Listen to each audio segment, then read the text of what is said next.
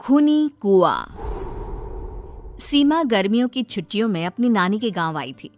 सीमा नानी के घर पहुंचने के बाद अपनी नानी के पैर छूती है और उनसे आशीर्वाद लेती है। तभी उसकी नानी उससे कहती है, इतनी बड़ी हो गई मेरी सीमा, चल जल्दी से हाथ मुंह धो ले, मैं तेरे लिए खाना लगा देती हूँ। भूख लगी होगी ना? हाँ नानी, भूख तो लग रही है मुझे, आपके हाथ के बने हुए पीले दाल और चावल खाने की। कितना टाइम हो गया है मुझे आपके हाथ का बना हुआ दाल चावल खाए हुए। तू तो नौकरी में व्यस्त थी, तो तुझे कहाँ से टाइम मिलेगा अपनी नानी के लिए? और जब इतने टाइम बाद आई है तो ज्यादा टाइम के लिए रुक कर जाएगी तू। हाँ नानी, इस बार पूरे 2 महीने के लिए आई हूँ। सीमा की नानी अंदर जाकर उसके लिए खाना बनाने लगती है। सीमा कमरे में अकेली होती है, तभी उसे किसी औरत के रोने की आवाज सुनाई देती है। वो कभी खिड़की से बाहर झांकती है तो कभी दरवाजे से बाहर झांकती है। उसे समझ में नहीं आ रहा होता है कि आखिर रो कौन रहा है। तभी नानी खाना लेकर आ जाती है। वो अपनी नानी से कहती है, नानी, कोई औरत रो रही है क्या? मैं जब से यहाँ आई हूँ तब से मुझे यहाँ किसी औरत की रोने की आवाज आ रही है। हे भगवान, कहीं ये वही तो नहीं? बोलो ना नानी। अरे कोई नहीं रो रहा, ये तेरे मन का वहम है। और तू ना अब खाना खा ले, ज्यादा यहाँ वहाँ की बातों में ध्यान मत दिया कर।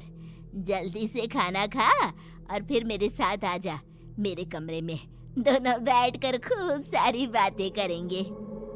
ऐसे ही अगले दिन सीमा अपनी नानी के साथ गांव के बाजार जा रही होती है। उसी रास्ते में फिर से किसी औरत के रोने की आवाज आती है। वो अपनी नानी से कहती है, अरे नानी, क्या सच में तुम्हें अभी भी किसी औरत की रोने की आवाज नहीं सुनाई दे रही? मुझे किसी औरत की बहुत बुरी तरीके से रोने और चीखने की आवाजें आ रही है। मैं बहुत परेशान हूँ नानी, आखिर ये कौन है? मुझे लगता है कि सीमा को शहर भेज देना चाहिए, यहाँ रहना उसके लिए ठीक नहीं। नानी बोलो ना, आप चुप क्यों हो जाते हो? सीमा, तू घर चल, मुझे तुझसे बहुत जरूरी बात करनी है। नानी सीमा को घर ले आती है और सीमा से कहती है, सीमा, कल सुबह तू शहर वापस चली जाएगी। अरे अचानक? आखिर क्या बात है नानी, आप मुझे ऐसे जाने को क्यों कह रही हो? मैं बस जो कह रही हूँ उस पर ध्यान दे। तू कल सुबह यहाँ से चली जाएगी, और ये बात मैं कोई मजाक में नहीं बोल रही। तू कल जाएगी तो मतलब जाएगी। अरे नानी, चली जाऊंगी मैं, ठीक है, पर आखिर बात क्या है ये तो बता दो। मम्मी से कोई बात हुई है या फिर मुझसे कोई गलती हुई है जो तुम मुझे अचानक से जाने के लिए बोल रही हो? देख सीमा, रात बहुत हो चुकी है और मुझे इस बारे में कोई बात नहीं करनी। चल, अब चल के मेरे साथ सो जा। सुबह की बस पकड़कर तुझे शहर भी तो जाना है। सीमा को अपनी नानी का ऐसा व्यवहार देखकर बहुत ही अजीब लगता है। उसे कुछ समझ में नहीं आ रहा होता है कि आखिर उसकी नानी उसे अचानक से गांव छोड़कर जाने के लिए क्यों कह रही है। ये सारी बातें सोचते सोचते सीमा की आंख लग जाती है और वो अपनी नानी के साथ सो जाती है। ऐसी ही आधी रात को सीमा को फिर से किसी औरत की रोने की आवाज सुनाई देती है। वो उस औरत की आवाज सुनकर बार बार करवटें बदल रही होती है और तभी उसे सपने में भी एक अजीब सी औरत की परछाई दिखाई देती है, जो इतना चीख चीख कर रो रही होती है कि सीमा डरकर उठ जाती है। वो पूरे पसीने पसीने हो रही होती है। वो अपने आसपास देखती है तो घर में बिल्कुल शांति का माहौल होता है। सीमा घबरा जाती है। वो अपनी नानी को जगाने की कोशिश करती है, मगर उसकी नानी नहीं जगती। सीमा को फिर से उस औरत की रोने की आवाज सुनाई देती है। आखिरकार सीमा अपने आप को रोक नहीं पाती और वो घर का दरवाजा खोलकर बाहर निकलती है। आखिर ये माजरा क्या है? आज तो मैं पता करके रहूंगी। अब आवाज का पीछा करते हुए सीमा आधी रात को गांव के चौपाल के पास बने कुएं के पास पहुंच जाती है, जहां कुएं की चारों ओर बेड़ियां लगी होती हैं उन बेड़ियों में लगे हुए ताले के साथ एक लाल रंग का कपड़ा और माता रानी का कलावा बंधा होता है। उस कुएं में से सीमा को किसी के रोने की आवाज आती है। सीमा परेशान हो जाती है। इस कुएं में कौन है? कौन है यहाँ? सुनो, कौन है? कौन रो रहा है? वो चिल्ला चिल्ला कर पूछती है और साथ ही लोगों को जगाने की कोशिश करती है, मगर किसी को भी उसकी आवाज सुनाई नहीं देती।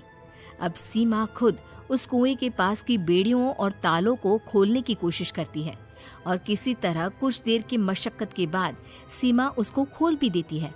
और जैसे ही वो कुआं खोलकर उसके अंदर झांकती है, सीमा उस कुएं में गिर जाती है। इतने में उसकी नानी की नींद भी खुल जाती है और सीमा को पास ना देखकर नानी परेशान हो जाती है।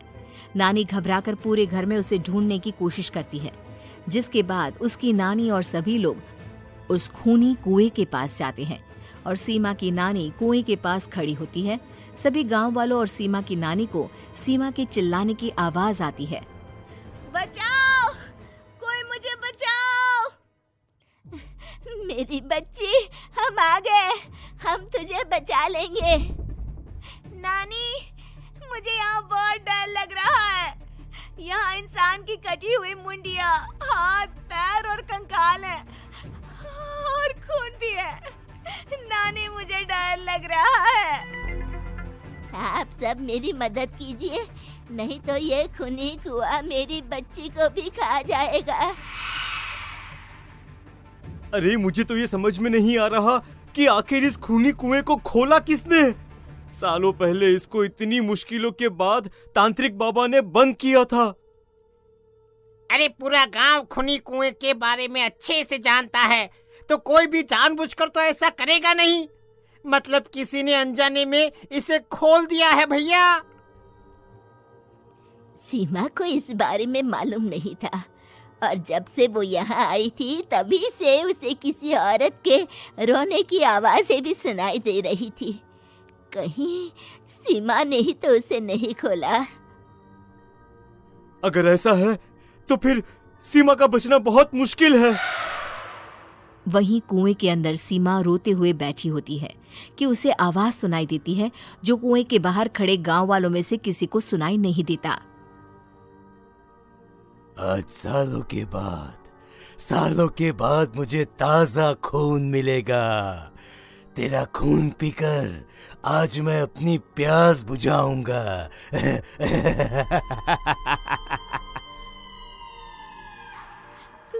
कौन है? मत मारो प्लीज, मुझे जाने दो प्लीज। मैंने किसी का क्या बिगाड़ा है? वो तुझे मरने के बाद पता चल ही जाएगा।